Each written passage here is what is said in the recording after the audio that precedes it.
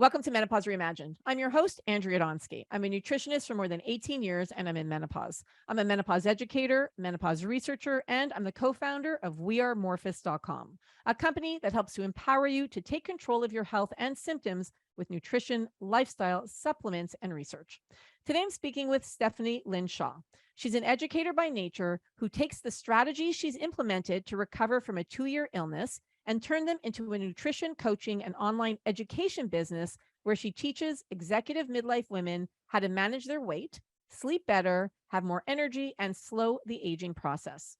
Today, we're talking about how to empower yourself to get support from your doctors and healthcare providers and what questions you can ask on your next visit. Now, here's Stephanie. Welcome to Menopause Reimagined, Stephanie. Thank you so much for having me. I'm excited about this conversation because part of what we do, a lot of what we do at Morphus is empowering women to take control of their health and their symptoms. And a question that I'm often asked is, what question should we ask our doctors or healthcare providers? Or how do we empower ourselves to be listened to, right? Because women are often gaslit or they're often dismissed in this phase of life. So I love this conversation because you're going to provide some tools to our listeners on how to do just that. So let's get started. First, before we do that, tell us a little bit about what brought you to doing what you do for women in menopause. Yeah, I was gaslighted. Right. Honestly, that's why I'm here, you guys. So again, thank you so much for having me. So I was going through perimenopause and was completely clueless because my symptoms were so sporadic. So my hair was falling out, numbing in my hands and feet. Of course, I was diagnosed as pre-diabetic. What is wrong with me today? Maybe I'm going through menopause some more. But I had every single symptom, the rapid heartbeat, the twitching in my eyes and so forth. So I went through that for over 2 years. And honestly, that's why we're having this conversation, is because after going to 18 different doctors, 2 world-renowned medical facilities, and over $20,000 out of pocket, I still had no solution.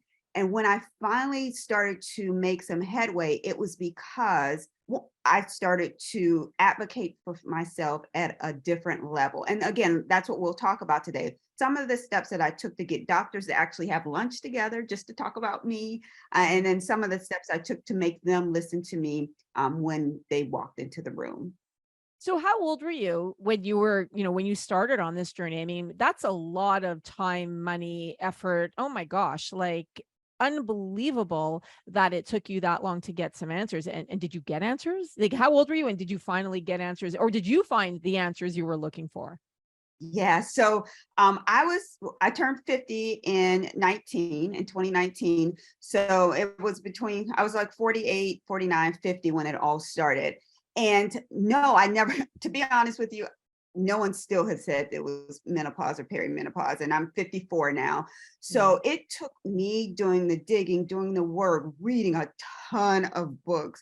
I became Google MD myself, and trying to figure out, putting all these pieces and parts together. I'm like, there's no way I should have this symptom one day and not have it for another 3 weeks. Or, my hair is falling out on one side, but not on the other side. And I'm also having XYZ happening. It was just this big, big puzzle, and no one had an answer to it. And in the back of my mind, now that I think about it, I think maybe some of the men were afraid to say it's menopausal or it's hormonal, or I think there was just ignorance around the whole conversation. No one was putting the pieces of my puzzle together. And as you know, menopause is this huge puzzle. And if we don't link things together, a lot of times we will think we have what Addison's disease is, what I was one of the things they were trying to diagnose me with. You will have 3 MRIs and CAT scans and EKGs and PET scans and emergency room visits. All of this will happen because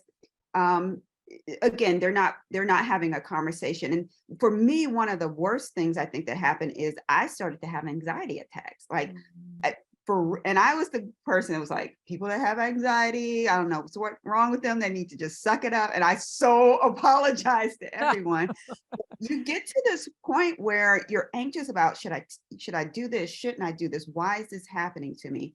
So no, I was left clueless, and I did have to figure all of this out on my own. Again, that's why I love the fact that you at your company you're such a huge advocate of people going through this, and there's such great information on your website. If I would have been directed, it would not have taken me 2 years to get my answers directed to someone like you guys.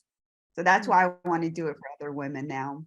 Well, first of all, thank you. And I mean, I had a similar story to you where, and I had been in the health and wellness industry for at that point 17 years. And I thought I knew everything I needed to know about my body and everything else. And I was taken by surprise. So I can only imagine, what everyone else was going through. So I appreciate you saying that. And together, talking about it, advocating for women, all of this it's amazing because then it provides women with the tools, with the information, the education, so that they don't have to go through what we went through. And that's really at the end of the day, if I could help just one person, if we can help that one person be like, okay, so now, or someone like yourself, where you have to spend all those years and money and time trying to figure it out, that, if we could just make a difference, that for me, I'd be like, yeah, okay, great. We did our job. Like Yeah. it's amazing. So thank you for that. Stephanie, some of the research that I had been doing is into when women go into menopause. And so some of us go into menopause earlier. So whether you're somebody who's taller, and I did a recent video,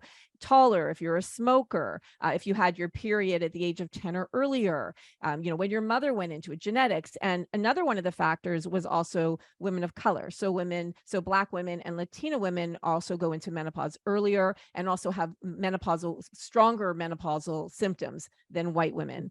And I wonder, I guess part of my thinking is also, do you think that played a role in trying to figure out what was happening with you? I can tell you based on personal experience. And I just interviewed a Latina woman on my podcast, and we had this similar conversation. I think there's a lot of different layers involved. And one of the layers may not be genetic necessarily. I think part of it is that conversation is a taboo conversation in our community. So you don't talk about your period, you don't talk about vaginal dryness, you don't talk about the symptoms that are going on. And that's part of, I believe, I can't believe you're having anxiety, suck it up and move on attitude, because that's just the way that and I'm making an overgeneralization. This is not in every Black home or in every Latin American home or what have you. But in the communities of color, which I am familiar with, let me get all PC on you. I've found that, again, the conversations aren't happening. And oftentimes when I have conversations with women of color, friends of mine, relatives of mine, and have the same conversation with my white friends, the conversations that happen behind closed doors are different. On purpose or not on purpose, the conversations are just different. Man, I went into the office and like in 3 minutes they were out, or they asked me, was I stressed out at home or was there violence in the home? From my Black community. From the white community, again, just my realm of information. Oh, I've never been asked that question. Oh, I know the doctor and we spend an X amount of time together. It just feels like there's behind the doors, there's also not as much time spent with the patient. Again, just saying generically what I know. So I think there's a layer, not being able to talk about it, perhaps a perception when you go into the doctor's office that there's more complaining, healthcare costs in different communities. One of the ways I had thank God I had the money to spend, but I also did some creative things. Like I had a brand new car. I sold my car and used the car I already had. Some of those opportunities aren't necessarily afforded to some women in different communities. So again, I think it's a layered effect that we have to be cognizant of when we start to talk about menopause, and know that not just genetically, not just DNA, there are cultural and there are environmental and there are financial implications that we have to also look at that causes this wide disparity in how we are treated and how we are educated around menopause. I wish that the treatments were covered by insurance. I wish that we had healthcare available to everyone, right? Like and hopefully it'll get there one day. I really, maybe I'm being idealistic, but I hope that it gets there. Yeah. Canada has universal health care, but it's still like what you can use it for, correct? And so the same Exactly. thing here. I don't want just universal health care. What really helped my body and helped me was going to a naturopath. Like, why isn't a naturopath and a functional medicine doctor covered or percentage of? An acupuncturist, that really helped me as well. My chiropractor, which thank goodness my insurance covered chiropractic, but a lot of insurances don't cover chiropractics. I personally spend no, like I haven't even met my $200 deductible this year, and we're like in August, because I go to folks that they work on the root cause, keep my body healthy, so I don't need the insurance company. So if they could, I get on a whole different tangent, sorry, when we start talking about healthcare and insurance, but if I they love would it though. think It's important. about other levels of supporting versus sending you to the doctor office and them giving you a script, if they thought about naturopathy and thought about functional medicine and chiropractic and acupuncture, and those were covered, we could keep a lot of people out of the operating room, I believe, and away from the pharmacist, Oh which gosh. And for yes, yes, yes. I'll just mount now. I'm on the same soapbox. So we are completely in alignment there because I mean, I come from the natural health industry. So it's Yeah. like, how do we help ourselves? Right. It's like, yeah. So Yes. absolutely, totally 100% agree with you. So let's move on to how to empower ourselves, how to empower ourselves when we go to the doctor or speak to a healthcare professional. What are some tips that you recommend to the women who are listening right now to be like, this is an absolute must? Let's start there. Yeah, yeah. So absolute must is you are the customer. It is not okay, or you don't have to go to the same doctor that your mom, aunt, and cousin went to if that doctor is not treating you with respect, not spending time with you, or if you just feel like they're pushing pills on you or not really listening to you. Know that you're the customer, and it is okay for you to move from one doctor to another. They're your records. Get them. If you have to pay 35 bucks for them, take them with you. Whatever you have to do. So that, I think, is the number one thing. Come prepared. So I think part of the reason that I did get as far as I got in that time frame, so that whole 2 year part of it was a recovery too. So it wasn't all just going back and forth to the doctor. But I think I got so far because I came prepared. So not only did I tell them what medicines and supplements and so forth I was taking, I would say, hey, nurse, can I read what you put in? 9 times out of 10, I kid you not, they missed something I said. And if Mm. I'm taking a certain supplements make your blood pressure lower. Every supplement is it all natural, but it also impacts your body. So make sure that you're looking at your chart, reading your chart, understanding what your chart is saying. Back to the being prepared. Don't get all frantic and Google everything, but you want to come in with a little bit of knowledge. Come in with a little bit of knowledge and also do some mapping. So I did a lot of journaling during that time. And I know that on Thursdays, I would always get a really bad headache. Well, that was eye related. But other things that I mapped out, I'm like, oh, wait, when I eat this, eat chocolate, my heart beats fast. Or if I don't have enough potassium, I'm tingling in my hands and feet, or XYZ makes this happen. So Mhm. journaling, I think, is super important. And when I started to walk in the doctor's office with, hey, this is what happens on this, they would they would get interested in what I'm saying and not stand there. They would start to sit down. So at a point, I started to have more doctors sit down with me. So coming prepared, reading your information, knowing that you're the customer, getting year over year medical reports as well too. So I went to the doctors this week because I'm 54 and my mommy still makes me go once a year to have blood work done. So I went to have my blood work done, and my doctor, she looked at me and she like rolled her eyes. She's like, "You want year over year, don't you?" I'm like, "Yep." Because while they may say that the medical standards may say that a certain number is okay, if you start to see that that number is gradually increasing, you need to call that out to your doctor so they can become more aware and maybe take some additional tests. So everything I'm saying takes work, but it's your body, it's important, and that's how you're going to get your solution. And then don't be afraid to say no to medicine. I'm not in any way saying do not take medicine. Some people need to take medication, but give you two quick examples. One, my A1C was elevated to like 5.5. I asked my doctor, can you give me 30 to 60 days to get it down? I'm going to do XYZ. I went back, it was lowered. So I never ended up on medication. I knew what I needed to do. And then a similar example at another doctor, same thing. A number was kind of off. Hey, tell me what I can do naturally for 30 to 60 days. Will I be harmed during this time? No, you won't. And then I started to do something more naturally to heal my body. So again, understanding what's going on, I think are really, really huge. And you can make those tiny little tweaks in what you eat and how you exercise and how you move in order to get your numbers back down. So I think that's important. And then my last tip, I know I went on, but this one is really good too. No, it's If good. you It's good. if you can get your doctors, what I did also was I became friends with my doctors, one, because I say 18 doctors in 2 years, but I went to them multiple times, most of them. So I started learning about their kids and whatever. And I built a relationship with all of them because I needed them to start talking to one another.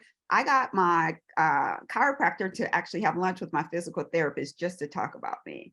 Wow. So I was working hard because I was actually I would go to work and then by 2:30 I was sitting on a couch until the next morning. So I was really sick. Mm. So get your doctors to, don't just do the my chart or where they're sharing information. Ask them rather, will they have a conversation? Yesterday, I had my mom's kidney doctor call her cardiologist over some medication. If you ask, a lot of times they will do that for you. So being an advocate for yourself, again, it may sound like a lot of extra work, but it's so helpful in order to help you not have to go on medicine and or get to the root cause of what's going on. Well, I first of all, talked a long time. I'm so sorry. oh, that's okay. Listen, you are a guest on our show. That's what you're supposed to do. It's all good. I love the fact that you were able to even have them speak to one another or go for lunch with one another. I think that's amazing. And it's probably also because you were so empowered yourself. You're like, this is, I want you to look into my health. I want you to help me figure out what's wrong, and trying to help you get better. So you taking that initiative was probably was the impetus of making that happen. So congratulations on that. One of the things that I hear often from women in our community is it's not so easy to change doctors. Like to your point number one, when you were saying, and I love that. I love that suggestion. Like you don't have to go, for many of us, we go to the same doctors or, we're doing the same old. And it's like, you don't have to do the same old. But when we'll tell women, okay, so change doctors, a lot of the times they'll come back and go, well, it's not that easy to change doctors. It's not that easy to find find someone else, or they live in a smaller community and there aren't many doctors. What would you say to women who are saying that? Yeah, so I live in one of those super small communities where there are not many doctors, so I did not have options. What what I say to that is, I tried to make a lot of scenarios for people. You do what is important to you. So what is important to you shows up on in your wallet and on your calendar. Would you drive an hour to I was gonna say Britney Spears concert, probably not, but maybe I can't even think of the new girl that Taylor Swift. Taylor Swift. Would you drive an hour and a half to a Taylor Swift concert? Tickets.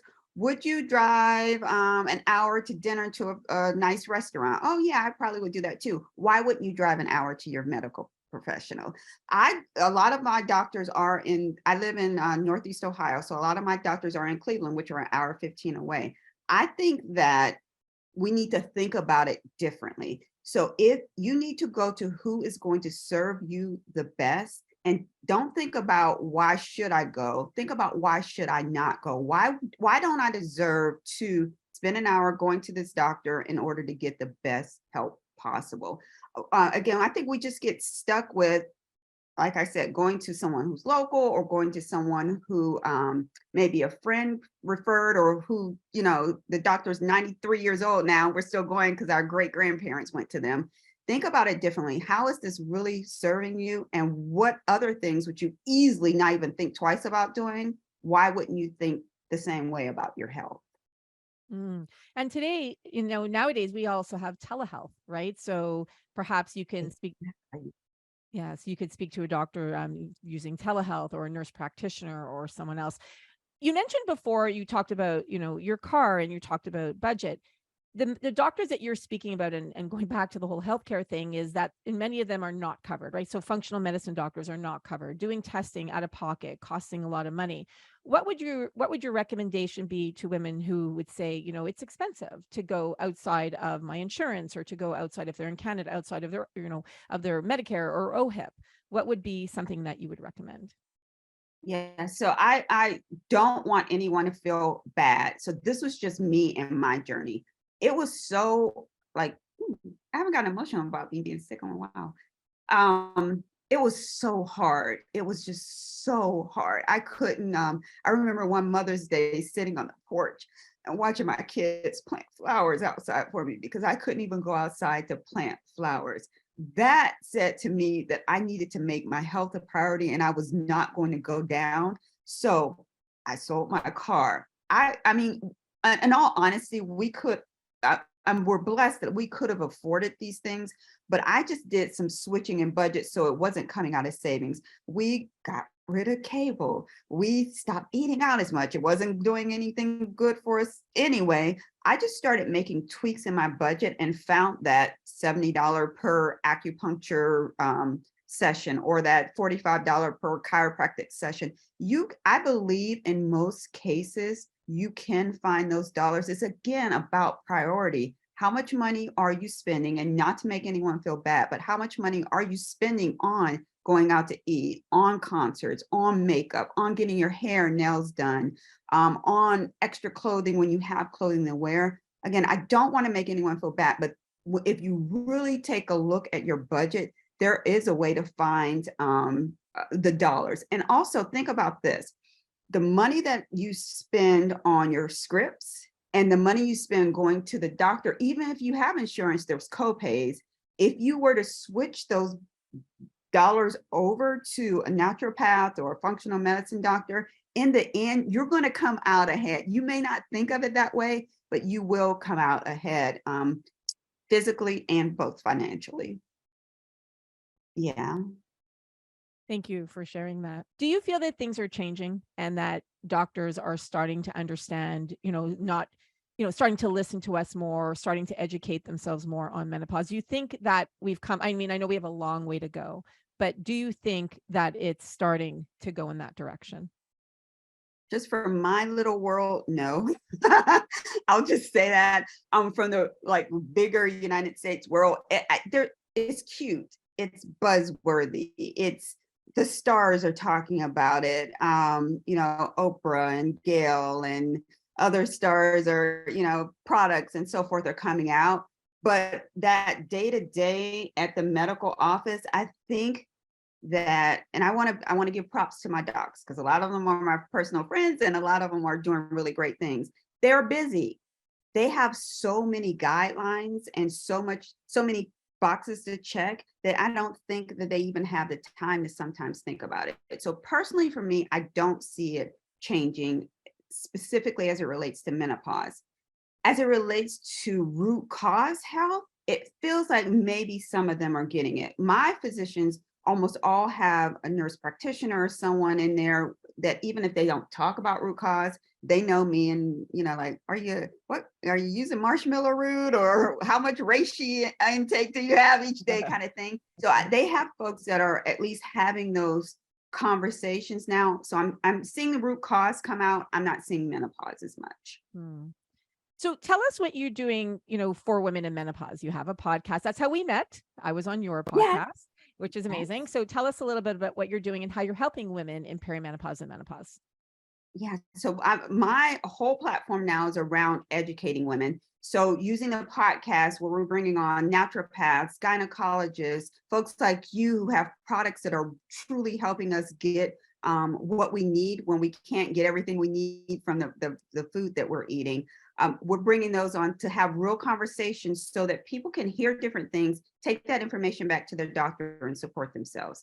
And I'm also going into workplaces as well. So menopause in the workplace is becoming a subject it feels like that subject is coming out a little bit more, because women are missing days in the office. Women are coming to the office and not being able to balance life and home. I was fortunate that I ran the company, so I could kind of take off when I wanted to, but there's not that balance. So I'm starting to have conversations in the workplace about, what does that look like? How can you make adjustments to the day? What does your diversity, equity, inclusion policy look like? And why is menopause not included in that? So those are the two things that I'm really focused on now. And I think that getting that message out and having more people have the conversation, not up there at the movie star level, but down here at the Midwest USA kind of level, is going to help us make some changes. And I'm happy to share the results with you. We have a survey for women in the workforce, and we actually did it into two different parts. We had one for women who are currently working, and then one for women who are not currently working, whether they left by choice, whether they were let go, or whether they're stay-at-home moms. And we now have, hundreds of women that have filled out these surveys. So I'd love to share it with you and have you fill it out and then share the results as well, because we need people like you. We need women like you who are going into the workplaces and are advocating for change. So thank you. Thank you. Yeah, it's exciting. I think it's super exciting work. And it's the best part, I think, of it, the whole time that I was sick, in my mind, I said, okay, there's a purpose for this. I know I'm going to get through this, and then I'm going to be able to help other women. Almost from day 10, not day 1, but I started thinking more positively about it, and to see this all come to fruition now, it's just super exciting. And again, education is the key to everything. So excited about sharing. I agree. So before we end the interview, I'd love you to provide us with some questions, perhaps, that women can ask their doctors on their next doctor visit, or in general, to allow them or to enable them to empower themselves when they're going in to visit their doctor or healthcare provider. Yeah. So specifically, if your diagnosis calls for you to take medication, or your test, for example, like your A1C is elevated, ask your doctor if there are more all natural things that you can do, and then come back for another visit for follow-up. So ask that question. If you've been going to the doctor for quite a while and you're still not seeing any results, and you're going to multiple different doctors, ask them to have a conversation with the other practitioners. I think that nothing wrong with this. We give so much credence to someone being a doctor, like, oh, they're a doctor, like they're, this high level. And again, no disrespect or anything else, but I think that's the way it innately is in us. So don't be afraid to ask that question from the doctor. Ask for your test results. Can I see the information? I think that's super important as well. Ask them for a referral. You are doing a great job. I really love what you're doing, but I think this may be going on, and it may not be your area of expertise. Who would you trust your mom with? Who would you trust your sister with? So asking that doctor that question, and when you're posing a question, pose it in a very, I always think you get it more when you're nice with your conversation. So pose it in a manner where it still allows them, if you go to a doctor that needs to feel empowered, still allows them to feel empowered. And I find that helps them be more open and more responsive to you as well. And going, like you said earlier, going in prepared. And I think that makes a big difference, because in the moment we might be flustered or we may not remember. So if you have, this is something that my mom has taught us to do, is she goes in with her list. She has her questions all written down, and she goes in with a pen and paper. She has her clipboard and she asks the questions she wants to get. Exactly. So she asks I'm raising my hand for folks that can't see me. Me too. I love your mom.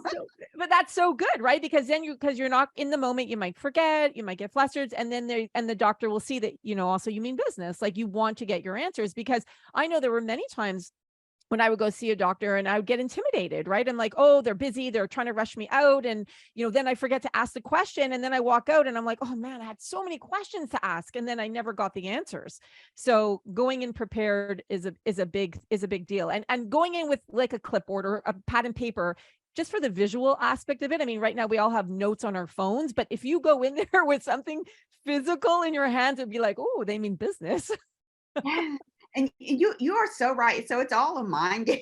I hate to say that, but I always have like my little folder, and I'm like, yeah, I need this info. And so I do not have doctors anymore come in and stand with me. They're like, oh, here we go, Stephanie. And they'll like joke about it, but they know I'm serious. They know I'm not going to like just take whatever they say for granted. I need to know why, and I need an alternative, and then I'll go to your final solution if nothing else helps. So I think once they establish that relationship and you feel empowered enough to have those conversations with them, I believe that it changes the entire conversation, and it can change the outcome of your healthcare visit and your overall health.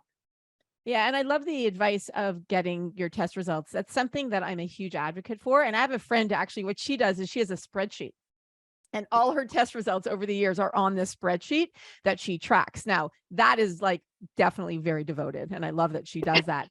But just getting I'm doing that. I love that. I'm like, isn't that amazing? She puts it in a spreadsheet. But I love your suggestion of having that folder. So having those results, and your doctor will give you, like, every time I go, I always ask for a copy of my results, and they're more than happy to give you your results. So you should be able to get those results. If you don't get those results, then I would definitely make a fuss about it, because you do want to have your own. You want to know what your results are. I've asked so many women, because I'm always advocating, get your thyroid checked, get your vitamin D, get all your like certain things checked. And when women will come back and they'll say, yeah, no, my thyroid's it's fine. I'm like, great. What's your numbers? They don't know, because they didn't ask for the test results. So just because they're being told that their numbers are fine, again, you've got the normal ranges and you've got the optimal ranges. So this is where it allows you to take control of your health. And exactly, okay, so my vitamin D is in this range, or my TSH, my thyroid stimulating hormone, is this. Well, it's in the normal range, but it's not in the optimal range. So it allows you to take control of your health and to really kind of look at things in a different perspective, and go in there asking for what you want, right? Whether it's medication, or whether it's alternatives, or whether it's suggestions, whatever it is. So I think that's a great point. And go ahead. I have one quick thing. When you were saying that, also ask for the test that you want as well, because a lot of time I was doing something all natural and it caused you to increase a certain thing. I just won't say what they are, and nothing bad. I just don't want to throw anything out and people say, oh, I'm going to do that. So I asked for a specific test to see if I was getting too much, and I had to fight for that. I'm like, it's blood work and the insurance company is paying for it, and you get to like check, you don't even have to sign anything, you're checking a box kind of thing, because I'm getting other blood work done. And a lot of doctors won't also test your hormone levels for women as well. So I think if we're women, we know when something is wrong. We know when something is wrong. If your gut is telling you something is wrong, ask your doctor for the test. If they say no, ask them why. If they say no, ask why again, and then demand that they actually test you for what you're asking for. And at that point, I find that they will go ahead and do it. But when you mentioned thyroid tests, I'm like, oh yeah, I forgot the fact that a lot of times they'll just say no, that they won't test you for certain things. So. Yeah, I have two things to say about that. Number one is, some women on my page, that's why I love our community, because they share their experiences. They said several women have said to ask your doctor to write it down in their file. If they don't give you the test or won't do it, say, I want you to write it in my file that you said no to me getting this blood test. And they said that they asked their doctor to do that. So I thought that was really interesting in terms of empowering themselves. Say, okay, you're saying no, write it down. I want that to be done. And then they would go and find another doctor who would do it for them. But the other thing, which is interesting too, is I find that as we're educating and empowering women to take control of their health and their symptoms, a lot of women will message me and they'll say, okay, so what do we get? What do I get? Or what test do I ask for? So I always have like my standard. I mean, obviously there are so many different tests you can get, but there's standards that I'm like, especially that address the main symptoms. And I know you and I talked about that on your podcast, the main symptoms that women are experiencing, like fatigue, like brain fog, all of these, sleep, anxiety, all of those. So one woman came back to me after she went to her doctor, and she said that her doctor rolled his eyes when she said she wanted to get this blood work done, because he had asked her where she got this information. Who told you to get these tests? And she's like, well, Andrea, she's whatever on TikTok. And he rolled his eyes. He's like, oh, you're getting your information from someone on TikTok. And it was so dismissive of her, of the research that she did. I mean, it was so upsetting. I actually did a whole video rant about it because I was upset about it. And so was she, rightfully so. It's like, well, wait a minute. Like, just because you're rolling your eyes because she's empowered herself to ask for these tests that she, yeah, it's a whole other story, right? But it's aggravating. I had an eye roll last week because of my chiropractor. Like, why are you doing that? I did a thermography. What? Who did that? I said, but I can talk to her like that. I'm like, I saw you roll your eyes, and then we started laughing about it. But it is. It's very, very frustrating, especially when women are now starting to take more control, and then they're being dismissed. So that goes back to what we said, though. Maybe it's time to find another doctor because you are the customer. Exactly. Well said. Is there anything that we didn't talk about, Stephanie, today that you want to leave with our listeners? So nothing specifically, but just want to leave women with at something I said just towards the end is we know when something is going on in our bodies. So take that and run with it. If you feel like there is something going on, whether it's you can visually see it or it's just something innate that something's not right, push your doctor to get the testing for you and then do the work you need to do to come prepared to that visit and then take the steps necessary to heal your body. I love that. Stephanie, I so enjoyed this conversation. It was great information. And thank you for being on my podcast. And how can everyone find you? They can find me at hellohotflash.com. There you can find information on our course, how to get in contact with me for speaking events. And of course, you can find out information on how to listen to the podcast where they can listen to an episode that we did together. I love it. And we'll put links below so everyone can find you very easily. Thank you so much for being on the show. You're welcome. Thank you. I hope you enjoyed my interview with Stephanie as much as I did. I love that she provided such solid tips on how you can empower yourself when seeing your doctor or healthcare provider. If you enjoyed the interview as much as I did, please share it because the more you share shows you care. And please leave us a review of this podcast because when you leave a review, first of all, I read them all, but also it tells anywhere you're listening to your podcast to send it out to more listeners. So we would really appreciate it. As always, I appreciate you and appreciate you listening, and I'll see you at the next interview.